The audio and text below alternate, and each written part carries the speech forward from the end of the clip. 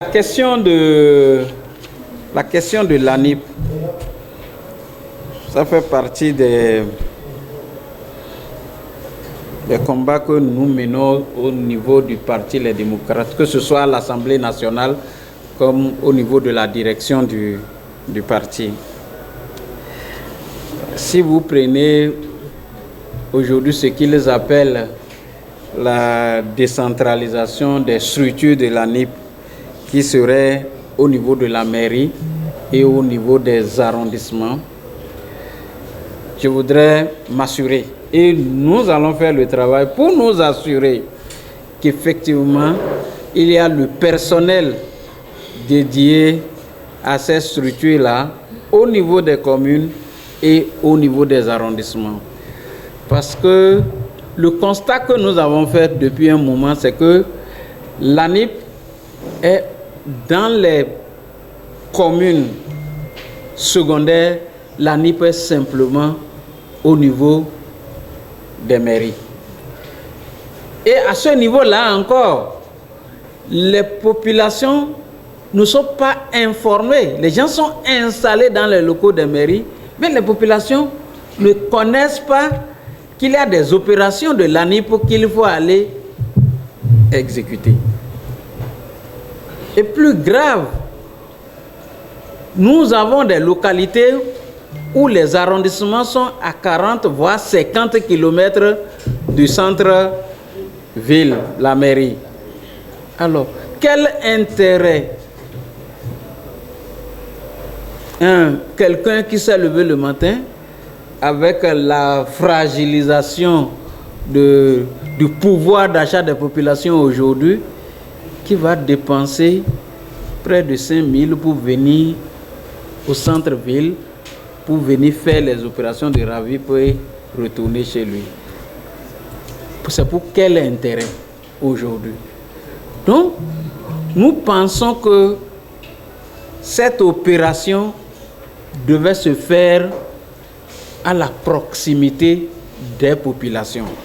On doit pouvoir se rapprocher des populations pour les amener à faire et non à déplacer le grand nombre comme ce que nous sommes en train de voir en ce moment.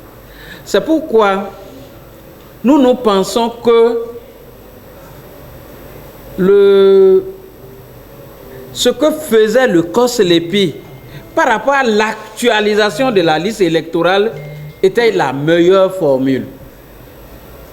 Parce que la loi par rapport au COSLEPI a déterminé la période d'actualisation. Et pendant cette période, il y a des structures qui vont même dans les hameaux pour pouvoir actualiser la liste électorale. Alors si vous restez dans les centres-villes et vous dites que vous êtes en train de faire l'actualisation, c'est qu'il y aura un grand nombre qui ne sera pas pris en compte. Et nous pensons qu'on doit aller au-delà de ce qui est fait.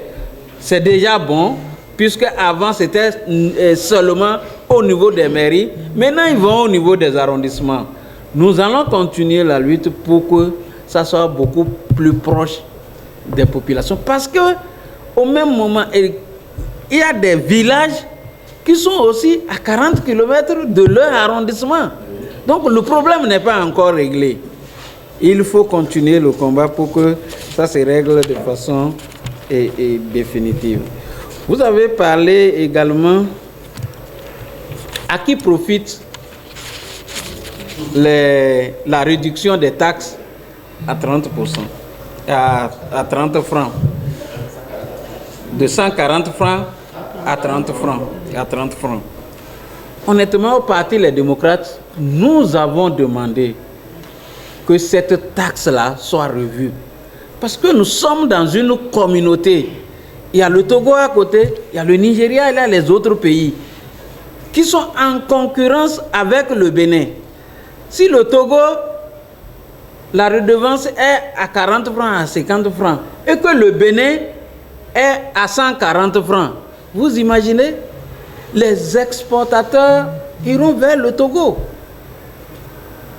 Nous avons demandé que l'État baisse cette redevance.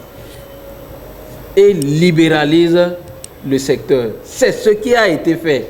On ne peut plus revenir dire que la baisse est veut profiter. Non, pour nous, en principe, toutes choses égales. Par ailleurs, la baisse devait profiter aux agriculteurs, aux producteurs.